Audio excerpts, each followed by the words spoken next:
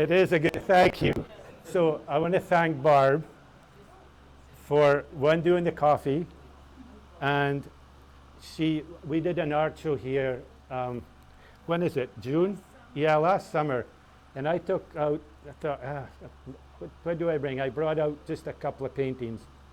So Barb came up after and she said, tell me about this one. It's like, I got 50 years to put into 2 minutes. I can't do that. So I said, how about I open it up to the community someday and I'll share my art with the community. So here we are. So yeah, so thanks for coming. I got lots of new friends. So all you lovely people are all my new friends. At least I hope you're still my friends after I'm finished. So we only got one heckler so far. So if you want to join the heckler bunch, Bob, there you go. Bob says, I'm coming to heckle. It's like, great. Well, it's going to be very informal. There's going to be opportunity to ask questions. And I may or may not have the answers. So, but unfortunately, or fortunately for you people sitting in the front, I don't have a kilt. But I did dress in my, what do you call this thing, Louise? It's got a Jacobite shirt or something. So I got my Scottish Jacobite shirt on. When I go to a wedding in Scotland, I'm like the oddball because everybody's got a kilt. Everybody and their grandpa and their kids and I show up there with a pair of pants and they'll look traitor. So anyway, you're here to see my art. I'm going to try and be as gut honest as I can today. So I like people to like me. So please like me after I'm finished.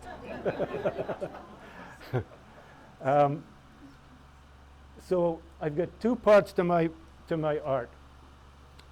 This one here basically was kind of like a pivoting point to everything after. You notice anything different about these? The medium is, well, this is a print, but the medium is the same. What about color?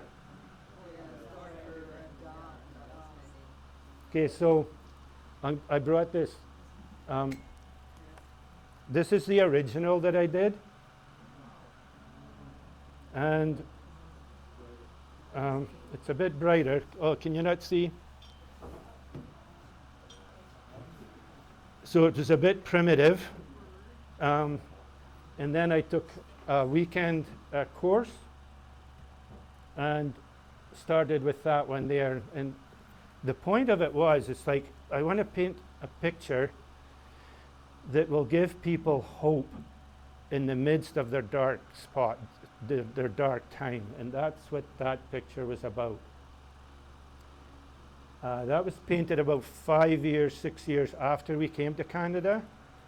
And the rest was 5 years after the first painting. So it's about a 10-year gap between coming to Canada and the last one.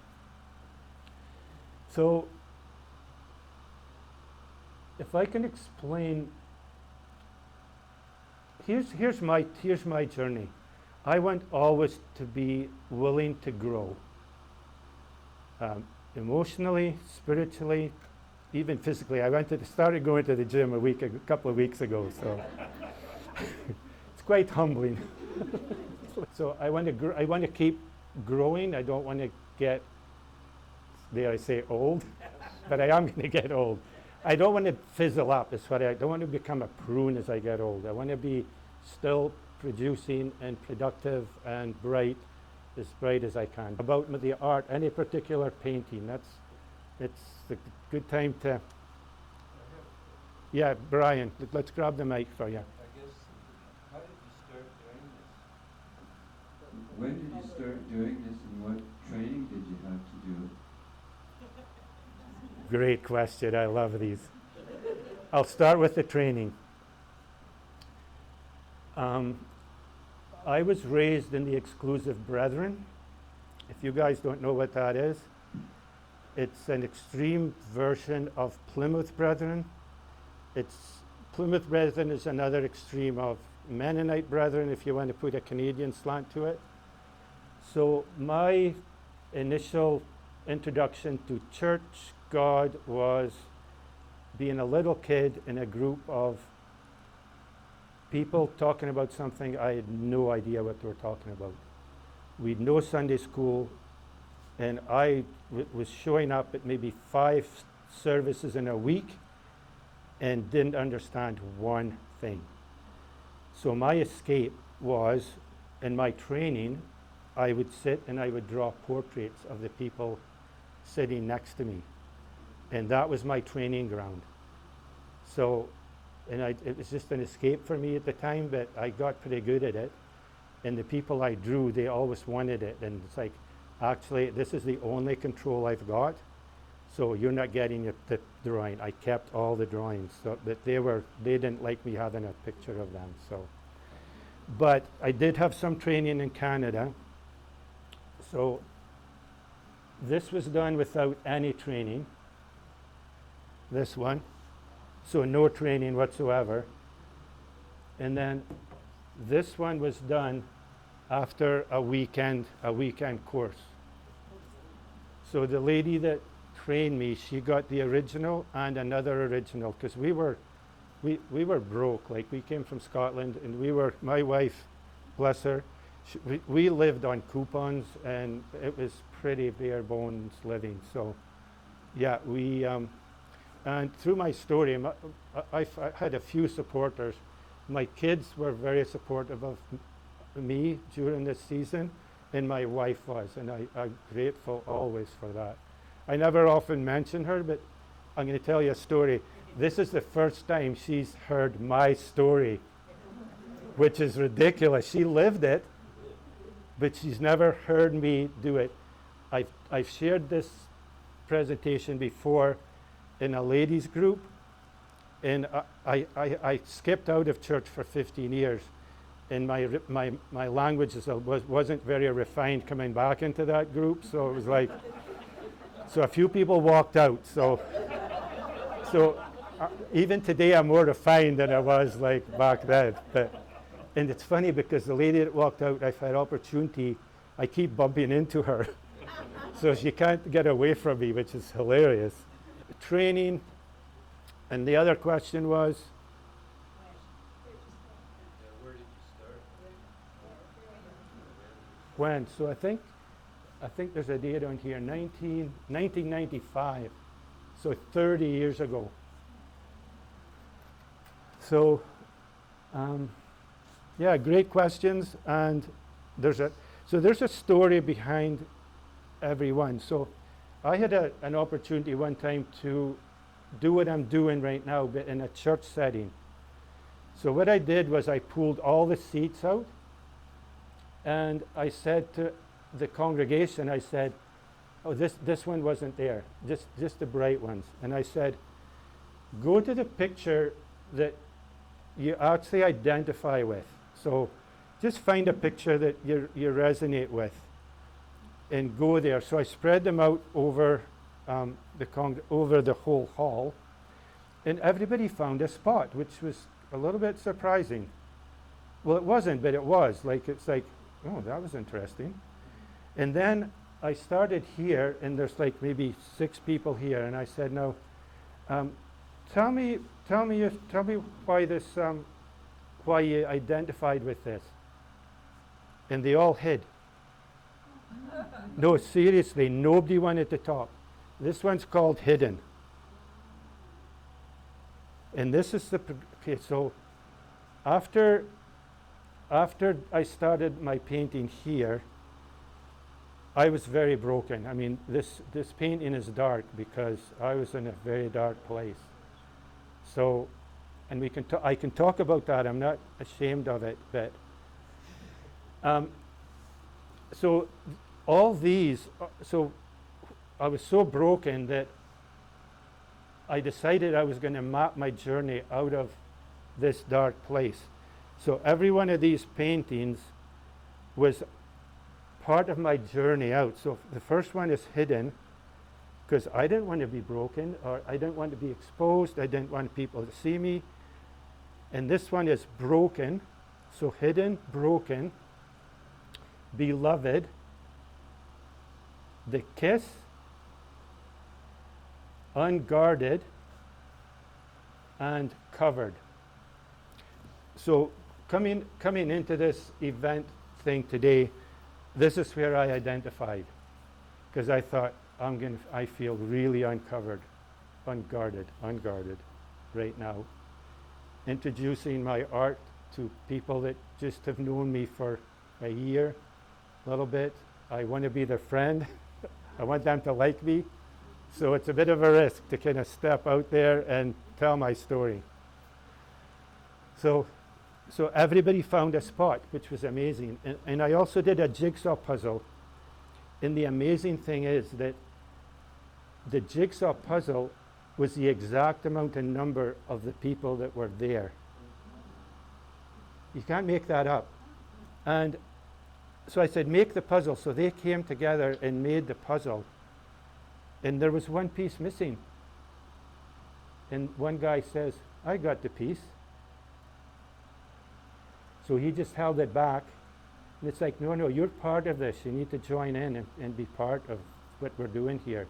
So his piece was the last piece to go in. So that was a lot of fun. And I didn't get kicked out of that church. Working on the new one. No, I'm not. I really try to fit in everywhere, but it doesn't always work. Okay, so any other questions? The question was, why are they so feminine? Oh, yeah. Two parts to that answer. There was a lady artist. I was part of an artist guild at one time in one of the churches. John Revel was part of that. You guys probably know him. He's a very famous local Okanagan artist. But there was a lady there called Donna Smallingberg. So Donna Smallingberg was selling her art. And it was very feminine, ladies on horses, ladies warriors. And I thought, I can do feminine art. So this was my attempt. I thought I would be selling this stuff, but here's the deal. I have no interest in selling my art. I really don't. This is what I'm interested in, just interacting, encouraging people to be where they're at. And here's the deal. Let's say this is the picture you identify with most, then I would say, let's take you out of there, and how do you feel with this one? Yeah, no. Back to this one. How do you feel with that one? Yeah, no, been there, done that. This is where I'm at. So it's actually fascinating that this can help identify where you're at in your healing journey. The second part to that, and I'm going to try and do it lightly, is I think a lot of my being raised in such a religious environment, and the weird thing coming to Canada is I ended up in a similar religious environment, thinking I was bigger and stronger than that. And that pissed me off, to be honest. It really bugged me. And so a lot of my journey has been untangling the religious interwoven thing. But if you want to get a pure religion, I'm not encouraging you to go to church. Maybe that's part of it. But if you read the Bible is all. God looks at His church as a bride, and He's the groom, and He's coming back for His groom. That's the teaching of the Christian faith. But it's Thy kingdom come now, not wait till we get to heaven. It's like His kingdom is now. So He wants that intimacy now. And this is what this art is about. Sorry, I jumped way into that way too quick, but that's the answer to your question. That's the feminine part. And the series here actually is called The Healing Bride. So I was very fortunate. The church that I was in, as much as I disagreed with a lot of the, I'm going to say, authority structure, They had a really cool program, and it stemmed. There was a lady on the go in Kelowna during that time called Donna McLaughlin. Have you guys ever heard of her? Okay, she was amazing. So she wrote a book, Way Home to the Father, and she did a course which I had to beg to get into because I had no money to attend to it. But it was in the church I was volunteering at, so they eventually let me in for free. But she set up this like she called it healing prayer. So when I would go to that, I would be part of the leadership of it. So there was 3 people, and then 1 person getting prayed for, and then we would take turns. So if we didn't have not a client, but if we didn't have somebody to pray for, we would each take turns in the hot seat, we called it. And it was really, really a freeing. It's my journey. That was my journey that I took. Was, what does God think about the situation you were in? What does Jesus think about the situation you were in when that happened? And it was amazing. And I'd often listen when people were in that spot, just when they're right at their vulnerable spot. It's like, where was Jesus at? And I had my answer. It's like Jesus would say, no, that you shouldn't be doing that. And it was the opposite, you know. He would come and it would be loving and tender. It would be, no, it's okay. It's fine. Like, this is what I think about that. And it was never judgment. It was never harsh. It was never angry. And I don't know, it would just, I think, I didn't want to jump into this so quick, but I think we've got it wrong. The church buildings in town, I think we've got it wrong. It's not meant to be about numbers. It's not meant to be about money. It's not meant to be about power or control. It's about gentleness, love, caring, acceptance. I don't know. I think it's hard for me to go to church nowadays. I do go, and I can enjoy bits of it, but it's like it feels often just cold, and I don't like that at all, because that's not what God represents to me at all. So anyway, sorry, that's a bit of a preach, but anyway, any more questions? Everybody's scared now. I do. Oh, you do, right. Okay, we'll give you the mic. Oh. How come you ladies are all so pretty and young? So The same looking girl? I was in a small group this morning, and there's a guy there. He's the guy that invited us to come to Canada, and he works a lot with the native people. The native people have got a word for God, and it's beautiful. So in the church that I was attending, there was, and I liked the Scottish, the ginger hair thing, so that was like one of the themes. So there was 2 girls in the church I was going to that had this wavy, curly, ginger Scottish hair, and so I used them as models. So yeah, everybody, all the pictures I've taken, I used models for doing them. So does that answer your question? So God's looking for beauty. God is beauty. Take a look, right? Take a look. Hugo, where is Hugo? Hugo's got a flower in his yard. You've got to go and see it. It's called gentian, and it's a blue, like Rick's. Can you stand up for me, Rick? So that color of blue, it's brighter and brighter than that. It's amazing. So that's, to me, that's beauty. I think that's why I like gardening so much. It's just, you're out there, there's fragrance, there's beauty. It's just, it's perfect. And even the work, I don't mind. Yeah. So. Just to clarify, I'm beautiful. Yes, you are, Rick. Even if nobody else tells you that.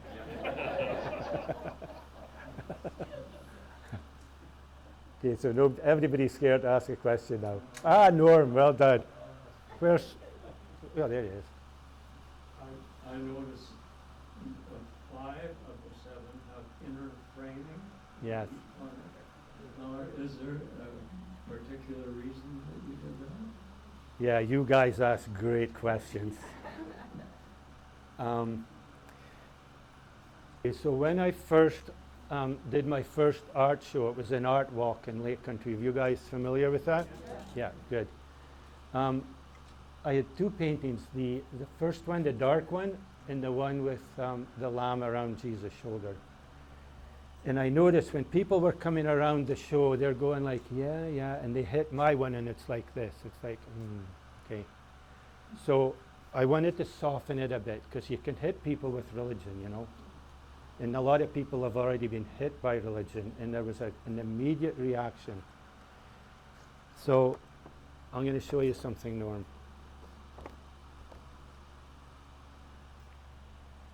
What do you see in the middle? Right? You see that?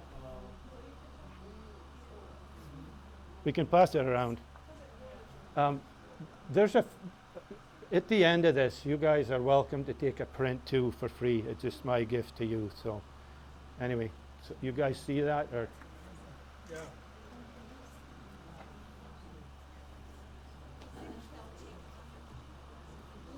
yeah. Does that answer your question, Norm? Great. Yeah. Great, So great answer. anyway, it took a bit of thinking it through, because the four had to work together. Okay, so your questions are great. So this is how I love the interaction. Did all of the models stay and be painted or keep coming back daily, or look from photographs? Yeah, from photographs. My wife wouldn't let me stay with the pretty ladies. Well, I can understand. Again, all the pictures, like, it's all about relationship and tenderness, right? Like the hand is there, the gauntlet glove. The kiss, I mean, that's a little bit more intimate. Here, definitely intimate. Here, intimacy as well, like the couple on the pier. Yeah, so it's all about just that connection. Anybody else? How long does it take you to do a painting? Great question. So, this is 5 years work that you see in here. So 5 years. So maybe, yeah, like 5, 6, 7 months each. Yeah. And so part of my confession is I'm a perfectionist workaholic. And I'm Ian. It's true though, and it's good, it's freeing to be able to say it out. So the guy with the wheelbarrow, it's a thing. I get identity from what I do. It's just what it is. And okay, I missed my thought. Perfectionism. Okay, so perfectionists can't start something and not finish it. Anybody identify with that? Yeah, well, thank you. I'm not alone. But you start something, and it's like, when it's finished, you can move on. This series of art started and finished. And I haven't done art in 20 odd years, which is a little bit ridiculous, but that's the case. But the sad thing about being a workaholic is it's the one addiction that actually people praise you for, which is actually kind of sick. But it's what you need as a workaholic. You need that. If I was to be gut honest, when I was little and trying to please my mom and dad and get their acceptance, that's what it was about. It was about me trying to gain their love. And it didn't work, but it didn't stop me working, because I clued into this performance thing, and even half of a half, that's what an eighth, sorry. Even if I could have gotten a little bit, it would have fueled me to do more. But there wasn't even often that eighth of an inch thing. It was just a driven thing to be loved and accepted. And the first painting is called One Man's Search for Value and Significance. And when when all my workaholic, okay, so when we came to Canada, we came as volunteers, and I wasn't allowed to work. So when you take a drug away from a drug addict, you got a problem. So when you take work away from a workaholic, you got a problem. And when you enter a church system that is a volunteer, they're asking the questions that Brian asked. What's your qualifications? Well, let me think about that. I can work. Okay. What degree? What about what about your schooling? Well, how about the school of hard knocks? No, that doesn't work. No, I don't have anything to offer. Just me, just myself. Well, okay, that's a shame. And then there was a whole story there with how, gosh, it must have been, I was never really accepted, and I was, so we needed a visa at the time to stay in Canada. Then I was offered a position in the church to become a pastor. I thought, great, we'll get my family in, we'll get our, I'm so glad that didn't work out. No, I really am. I'm so glad. I'm very blessed that didn't work out, because that would have just made me acceptable in my crap. And then I would pass all my crap on to other people. We've got enough people doing that. I don't want to do that ever. So, and I'm not saying everybody's like that, but one of my problems was, like, if you're a leader and you represent God, how come you're so screwed up? But there is a process here, like there's a growing into who God wants you to be, and I had to come to terms with that look, these guys are just normal guys. They're no better or no worse than anybody else. They're just doing a job, and they're performing what they believe they're called to do. So I had to come to terms with that in my journey, and it helped quite a lot, actually, because I was able to let them off the hook and eventually let me on the hook, because I was pretty hard on myself with just what I thought I was supposed to be doing. Okay, woo. Any more questions? Maybe time for a few more. Yes, Brian.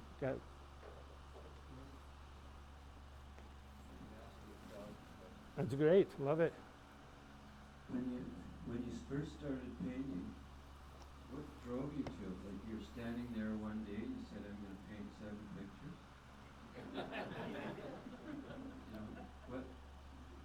Where did this all come from? Can I ask, it's Yeah. almost the same. Yeah. When you painted your first one, did you have a vision of what your next one were going to be? Or did it just sort of come after you did your first one? Okay, those are great questions. I'm going to just stand and stretch a little bit. To answer that question, I'm going to give you a little bit of background on how we ended up in Canada and how I ended up in such a dark place as the painting, and then then I'll answer your question about how did I get the picture, and from there. So I'm going to just take a minute just to formulate. So it's not too drawn out, because it's another 5 years.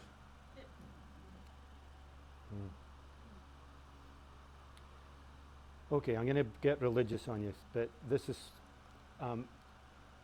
the Bible says faith comes from hearing, and hearing from the Word. So I knew nothing about God, but one day, the pastor of the church we were going to came to me and said, Ian, we want you to be the Sunday school superintendent.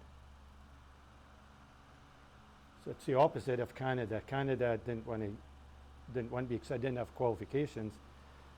Back in Scotland, they wanted me, and I had no clue, which was, they said, well, you run a store and you're used to working with women.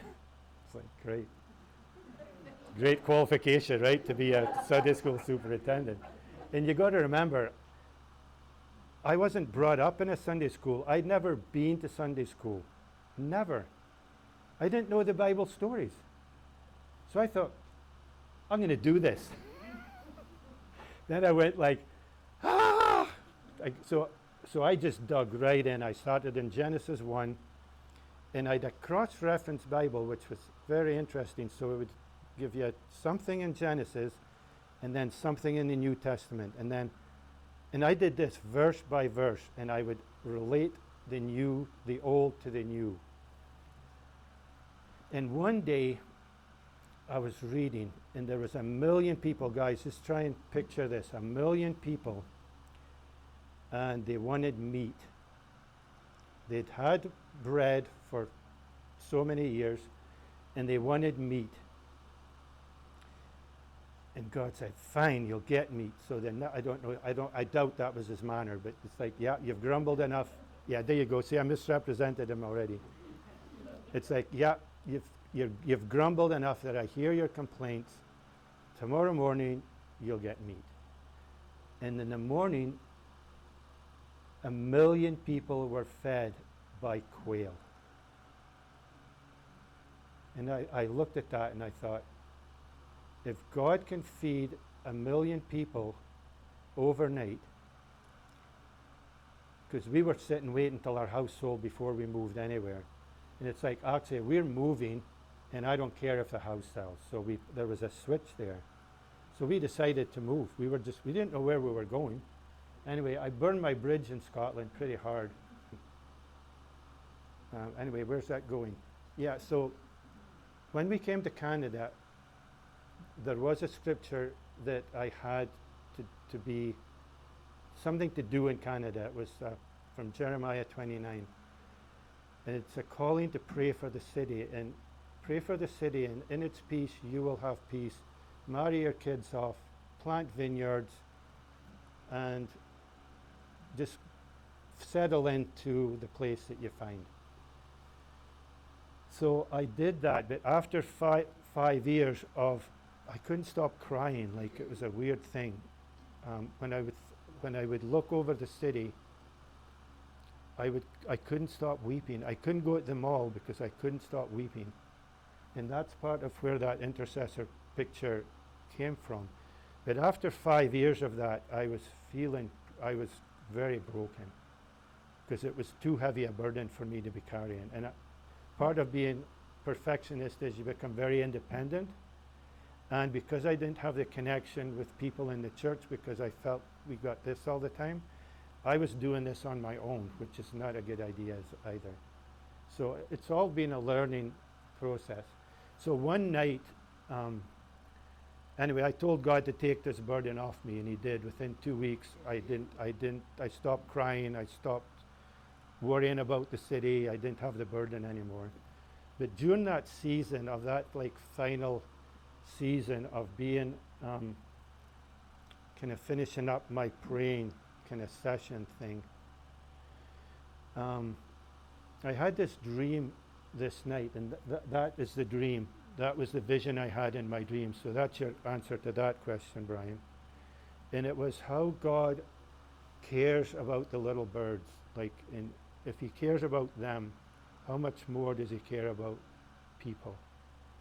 And so, and then there was another, have you guys watched Sister Act 2?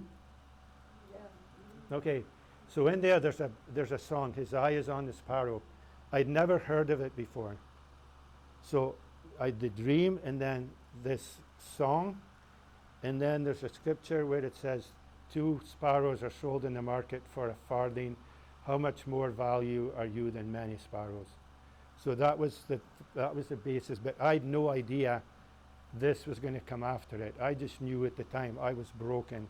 And in my brokenness, I said, I'm going to paint this picture in my brokenness so that people will have hope that they can get out of their broken situation. Whew. And that's why I painted it. And the day I brought my first print home from the printers, it was just an amazing feeling. It's like I got a picture I can share with people. So yeah, so it was a pretty dark time. Does that answer both your questions? So I never thought this was never part of the equation when I started. It was just that one painting, and I thought that would be it. Just one painting, one and done. Yeah. Okay, any more questions? Probably time for one more, and then we're gonna, yes? Do you have this painting still? Yes, I do. It's the door. Isaac, would you run and get it? Just bring it over. Yeah. The question was, do you have this painting? It's the one with, can I borrow that just for a second? It's that one. Yeah. I wasn't going to bring that today, and I thought, I'm going to bring it. You bring it over, Isaac? Yeah. It comes off. Just grab it. So it's interesting. I'm 68 years old, and I've got this thing now. We go to this group, a contemplative prayer group, and part of it is, will you give God permission to just to look into your heart, basically? And this year, the thing that's been coming up for me has been fear.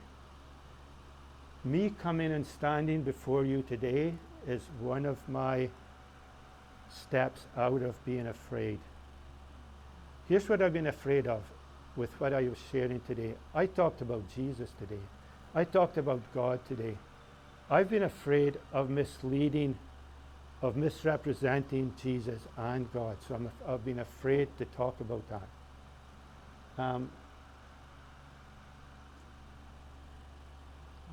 The other thing is I want to start a podcast and share a few of my stories.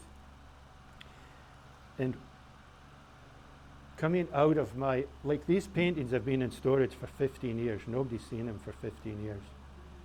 So for me to come out and share is it's very freeing but very scary, especially the people that I want to like me. Because a lot of people, to be honest, have been really bruised by religion. And for me to come and do a semi-religious presentation in front of people that I want to like me, okay, that's risky. So, in this, as a kid, I was a fearful, very fearful kid. Thanks, Isaac. I think that's good. So my mom and dad, they run a store, a drapery store, but they survived. Like, let's get real. Like, these guys worked, and they worked hard. My dad's dad was a fisherman, and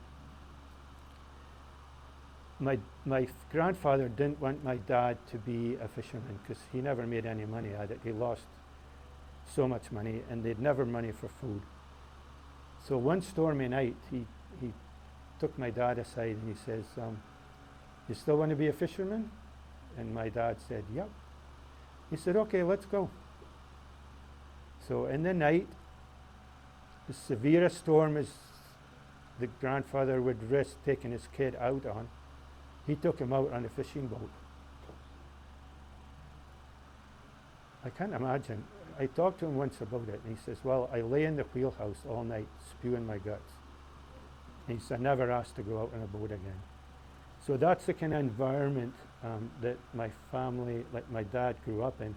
So he defined his own way, and he did as a draper. He was a tailor. He apprenticed as a tailor, then opened his own store.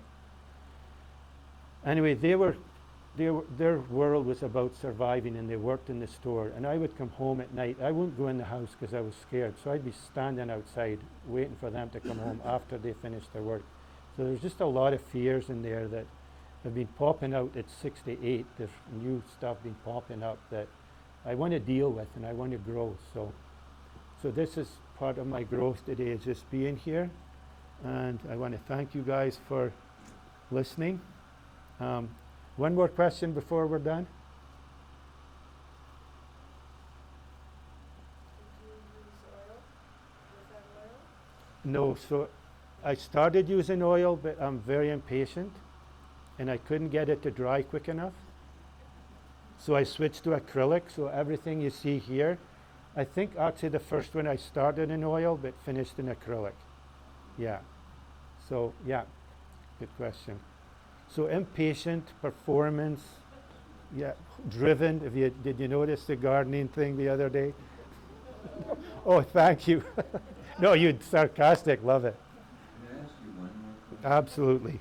How did you get the shading? Like that is extremely hard to do. It's a miracle. Yeah, I don't know. Well, I did get models, so I copied. But yeah, who knows? It's a great question. See, I told you I wouldn't have an answer for at least one of them. Thank you. You've been very gracious.